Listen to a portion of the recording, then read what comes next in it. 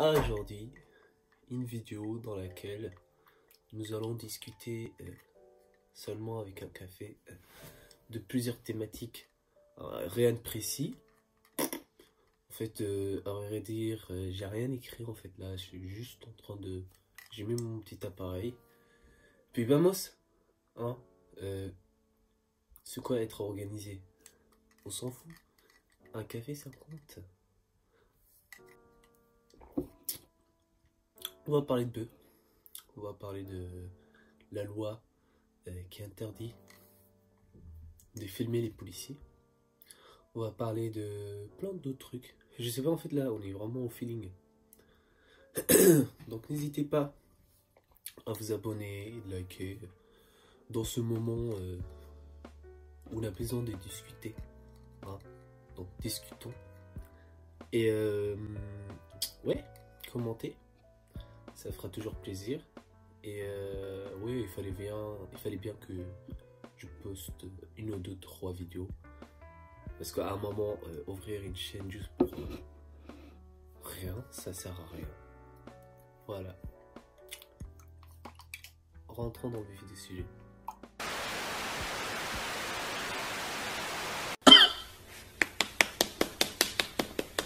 What's up? Donc, hier, j'étais tranquille sur Insta et tout machin. Et puis, j'ai vu la journaliste Rokhaya Diallo qui parle de l'état mental des Français pendant le confinement, pendant le premier confinement, et ses répercussions après le confinement. Et moi j'en avais déjà parlé avec des potes, etc., que le gouvernement ne prend jamais en compte l'état mental. On estime que... Oula, bah, il va rester comme ça. On estime qu'il y a entre 40% et une augmentation de 40% des consultations en soi de maladies mentales. Enfin. Et une augmentation de 40%, c'est énorme, hein, les gars. C'est énorme. On sait qu'aujourd'hui, le confinement cause beaucoup d'anxiété, beaucoup de stress, beaucoup de... L'isolement, en fait, ça favorise une certaine dépression, mon gars. C'est incroyable. Et du coup, vous allez me dire, mais il est où le rapport avec la bœuf? Alors, le rapport, c'est que en gros, d'après des recherches, etc., la bœuf, en fait, permet de diminuer l'anxiété et le stress si ce dernier contrôle bien sa consommation. En revanche, c'est que cela signifie que pendant le confinement et après le confinement, il y aura une augmentation d'achat de stupéfiants. D'accord? Et aujourd'hui, on sait que les psys, comment ils luttent contre l'anxiété et le stress d'une façon totalement légale, c'est de prescrire des opiacés. Chose qui est très très très mauvais pour les autres. Parce que d'une... Bon, les opiacés c'est bien, mais il faut savoir que ça ouvre une grande porte de dépendance à ces personnes. Et en gros, en faisant ça, bah, on les jette un peu à la mer. Ok? Et comme le gouvernement, c'est un État conservateur, traditionnel, ne voudra jamais autoriser de tels actes. Légaliser la bœuf. Ça paraît extrêmement impensable. Désolé, je parle au ralenti. Je viens de me réveiller. Ça fait genre 10 minutes. Je suis en train de prendre mon café avec vous. Donc, comment je m'en beurre la nouille. Enfin bref. Et du coup, hier, je regardais le documentaire, etc. Et ça m'a rappelé vachement sur notre état, en fait. Sur l'état des Français, qui est désormais dans un état catastrophique. Il y a des gens qui parlent à personne pendant un mois. Vous vous rendez compte? Un mois, c'est une porte vers l'asile. Sans parler pendant un mois, c'est énorme. Enfin, après, moi, je suis quelqu'un de bavard. Donc, je comprends. Mais... non. L'état...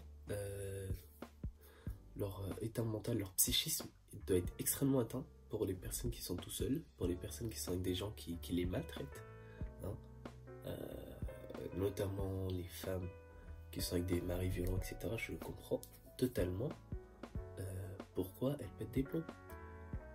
Et bref, je vais pas rentrer beaucoup dans les détails, etc. Oui, c'est une catastrophique. C'est une catastrophe pour l'état mental des Français, le confinement, mais on prend pas en compte, en fait. On n'est pas... Macron n'a appuyé en aucun moment sur ces répercussions qui sont énormissimes. Parce qu'au final, quelqu'un qui devient malade pendant le confinement, tu veux que... et fait avancer ton économie comment, hein? Ça n'a aucun sens. Ça n'a aucun sens. Il va rester à la maison, il va être au chômage, il va juste souffrir en fait. Enfin bref, je suis pas quelqu'un qui est contre le confinement, je suis juste quelqu'un qui veut que tout le monde sache de quoi on parle, hein. Confinement, c'est pas juste l'arrêt du travail ou l'arrêt de sortie, etc. C'est aussi des répercussions psychologiques, chose qu'on ne prend pas du tout en compte. Enfin bref. Donc pourquoi légaliser la veuve dans les années qui viennent? Parce que du coup, il y aura beaucoup plus de gens anxieux. Qui dit beaucoup plus de gens anxieux, c'est-à-dire beaucoup de gens qui consommeront, qui consommeront davantage. C'est triste à le dire, mais c'est vrai. Et à un moment, quand on est déjà premier champion, le premier consommateur d'Europe, dans la tranche d'âge 16-30 ans, il faudra se poser des questions. Il faudra se poser des questions. En plus, chose très importante à prendre en compte, c'est que du coup, là, l'économie, elle a besoin d'un coup de pouce, hein. En légalisant, cela signifie que prendre des taxes, il faut vraiment aller voir au Californie comment ils gagnent des thunes, l'État, grâce à la légalisation. Bon, enfin bref. Changeons de sujet parce qu'aujourd'hui là, nous discutons, c'est tout. Et ouais, et du coup moi je vais vraiment m'énerver sur ça. Déjà Gérald Darmanin, c'est vraiment le ministre que je déteste le plus au monde. Moussa, oui, parce que pour les gens qui ne savent pas, son deuxième prénom c'est Moussa. Un Moussa islamophobe, chose vraiment très rare. Enfin bref, c'est particulier. Et en gros, ce Darmanin a proposé une loi qui définit en gros de flouter les visages des policiers, de ne pas prendre en vidéo. C'est interdit, sous une peine de 45 000 € d'amende, ça je me rappelle, mais combien d'années? Je crois que c'est 2 ans ou 1 an d'emprisonnement. C'est énorme. This is so humiliating! Juste parce qu'on a décidé de filmer le visage de Patrick en train d'étouffer un noir. Et je trouve ça vraiment... Mais là, on rentre vraiment dans le fascisme. Je sais qu'il y en a, ils vont me dire, mais t'es trop chou là, arrête, t'abuses. Mais là, les gars, nous sommes dans un état répressif et facho. Là, on est... Non mais là, franchement, waouh, c'est chaud quand même. Déjà, oh mais Dieu, mais j'arrive pas à me mettre... Mais quand j'ai vu ça, j'ai fait... Ah. Non mais attends. Genre... En fait, là, on est juste en train de dire que, oui, en fait, genre, on va pas chercher le problème qui est dans notre camp, c'est-à-dire dans les instituts policiers et les violences policières, mais on va aller interdire de les filmer. En fait, c'est comme, tu vois, un problème, tu vois, un problème de maths. Au lieu de résoudre le problème, tu vas effacer les réponses. En fait, c'est ça. Vraiment, genre, l'illustration parfaite. Genre, comme ça. Pourquoi se casser les couilles? Ça veut dire, quand il n'y a plus de réponse, ça veut dire que c'est plus un problème. C'était une affirmation. Enfin, bref. Je suis en deuil. Je pense que c'est un acte tellement liberticide. Ça ressemble vraiment à un état autoritaire. Je suis sans mots, je suis sans rien, Est-ce que ça va m'empêcher de filmer quelqu'un qui est en détresse? Absolument pas. Absolument pas. je suis désolé. Bon. Il va être occupé à étrangler Karim. Donc pourquoi de ne pas le filmer? Donc ouais, non.